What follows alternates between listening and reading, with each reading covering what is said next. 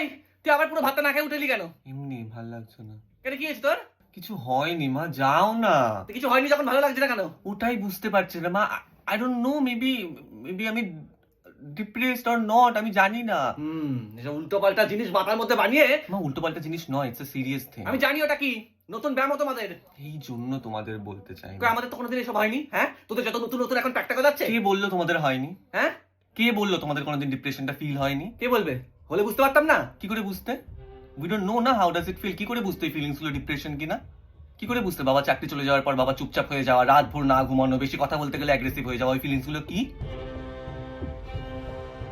কি করে বুঝতে দাদু মরে যাওয়ার পর দিদার একা হয়ে যাওয়া, শরীর ভেঙে যাওয়া, সবসময় স্যাড থাকা, কান্না কাটি, ওই ফিলিংস গুলো কি?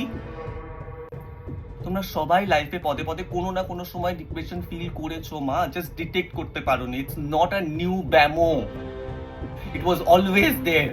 আচ্ছা, যদি হয়েও থাকে ঠিক তো হয়ে গেছি না। হ্যাঁ, বাট সবাই পারে না উইদাউট হেল্প ঠিক হতে।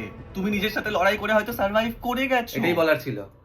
হ্যাঁ, এই যে নিজের সাথে লড়াইটাই প্রথম ধাপ।